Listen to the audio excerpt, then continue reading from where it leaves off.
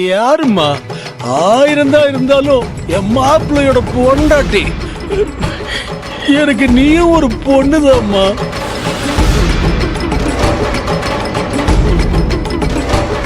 நீ கண்ணு முன்னாடி இருக்கும்போது உன் அருமை எனக்கு புரியாம போச்சு. இப்போ எல்லாமே புரிஞ்சு போச்சுமா.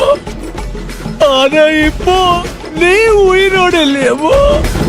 நீ உயிரோடு இல்லையே. மாப்ள மாப்ள மாப்ள என் மாப்பிள்ளை பார்மா.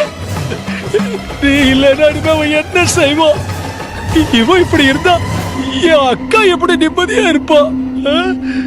இப்படி எல்லாரையும் தவிக்க விட்டுட்டு போயிட்டியம்மா. ஐயோ, உன்னை கொன்னவன் மட்டும் நல்லாவே இருக்க மாட்டான். எதுக்கு இங்க வந்து நடிச்சிட்டு இருக்கீங்க? நானா? தேவி இருந்த வரைக்கும் எப்படியாச்சும் அவளை வீட்டை விட்டு அனுப்பதானே நினைச்சீங்க. இப்போ இந்த உலகத்தை விட்டு போயிட்டா. இப்போ உங்களுக்கு சந்தோஷம் தானே? நீங்க எப்படிப்பட்டவங்க தெரிஞ்சுதானே என் அம்மா உங்களை வீட்டை விட்டு வெளியே அனுப்புறாங்க. எதுக்கு இப்ப மறுபடியும் வந்து அசிங்கப்பட்டு இருக்கீங்க? மரியாதையே இங்க இருந்து போயிடுங்க. தேவையில்லாம என் கோவத்தை கிளறாதீங்க சொல்லிட்டேன். திட்டு மாப்பிள, திட்டு. ஆத்திரம் தீர்ற வரைக்கும் என்ன திட்டு மாப்பிள. என்ன வேணாலும் திட்டு. ஏன் முடிஞ்சா என்ன அடி மாப்பிள. அடி அடி அடி. என்ன அடி? உனக்கு அந்த உரிமை இருக்கு மாப்பிள. பொண்ணையும் அர்ஜுனையும் இந்த கையால தூக்கி வளர்த்தேன் மாப்பிள. என்ன நீங்க என்னதான் திட்டினாலும் எனக்கு அது வலிக்காது மாப்பிள. நானும் தப்பு செஞ்சிருக்கேன், இல்லன்னு சொல்லல. அதான் அன்னைக்கு நான் பத்திரத்தை மாத்தி எழுதிட்டு வரல மாப்பிள. என் அக்கா என்ன வீட்டு விட்டு அனுப்புறாள, அது நடந்திருக்க கூடாது. ஏன்னா நான் சத்தியமா எந்த தப்பும் பண்ணல. சேது, நீ என்ன செஞ்சிருந்தா அந்த பத்திரத்தை பார்த்து போய் தெரிஞ்சு போச்சே. அத பார்த்ததுக்கு அப்புறம் தானே உன் அக்கா உன்னை வீட்டை விட்டு துரத்துனா. இப்ப என்னமோ புதுசா வந்து கதை விட்டுக்கிட்டு என்னது கதையா? நானா? என்ன மாமா சொல்றீங்க? டேய், நீ தானே பத்திரத்தை ரெடி பண்ணிட்டு வந்து என்கிட்டயும் செல்வாக்கிட்டையும் காட்டின. நான் தானே பத்திரத்தை கொண்டு போய் உன்னை சாமி ரூம்ல வைக்க சொன்னேன். ஆமா. அப்புறம் உன் கையால தானே அந்த பத்திரத்தை எடுத்து வந்து சைன் வாங்க வந்த. அப்பதான்டா உன் வண்டவாளமே எங்களுக்கு தெரிஞ்சது. என்ன எதுவும் தெரியாத மாதிரி நடிக்கிற? நீ ரூமுக்கு கொண்டு வந்து காட்டினப்பவே நாங்க பார்த்திருக்கணும். தப்புதான், அது எங்க தப்புதான். உன் மேல இருக்கிற நம்பிக்கையில மேலோட்டமா படிச்சு அப்படியே விட்டுட்டோம். அதனாலதான் எங்களுக்கு இப்படி ஒரு நம்பிக்கை துரோகத்தை பண்ணிருக்க நீ. ஐயோ மாமா, நான் தான் அந்த பத்திரத்தையே ரெடி பண்ணேன். நீங்க சொன்ன மாதிரி அந்த பத்திரத்தை பூஜை ரூம்ல வச்சு கும்பிட்ட வரைக்கும் அது அந்த பேப்பர் இல்ல. அதுக்கப்புறமா அதுல வந்திருக்கு.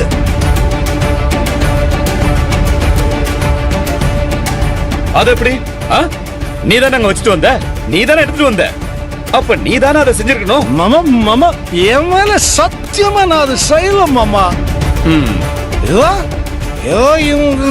சத்தியா இவதான் ஏதோ தில்லுமுள்ளு பண்ணி என்ன மாட்டி விட்டுட்டா.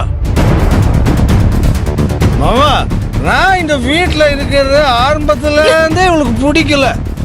அதனாலதான் பிளான் பண்ணி என்ன வீட்டை விட்டு வெளியே அனுப்பிட்டா. என்ன இங்க நடக்கிற பிரச்சனை எல்லாம் தெரிஞ்சுக்கிட்டு இதுதான் சரியான டைம்னு பார்த்து மறுபடியும் இந்த வீட்டுக்குள்ள நுழையலான்னு பாக்குறீங்களா? அத்தை இப்ப என் மேல கோவமா இருக்காங்க. அதை யூஸ் பண்ணி என் மேல பழிய போட்டா அவங்க நம்பிடுவாங்கன்னு நினைக்கிறீங்களா? உங்க நடிப்பெல்லாம் இனிமே எடுபடாது. தேவி அக்கா இறந்துட்டாங்கன்னு எல்லாருமே வேதனையில இருக்கும். அவங்கள கொன்னவங்க மேல நான் செம்ம கோவத்துல இருக்கேன். இதுல நீங்க வேற தேவையில்லாம இன்னும் ஏன் என் கோவத்தை அதிகப்படுத்துறீங்க? ஒழுங்கா இங்க இருந்து போங்க. சரி, யார்தான் அவங்க செஞ்ச தப்பு உடனே ஏத்துக்கிட்டாங்க? நீ மட்டும் என்ன விதி விலக்கா? என்னைக்கு இல்லைனாலும் என்னைக்காவது ஒரு நாள் எங்க இருக்கிற எல்லாருக்குமே நான் தப்பு செய்யலன்னு தெரிய வரும். அது கண்டிப்பா நடக்கும். அதுக்காக வெயிட்டிங்.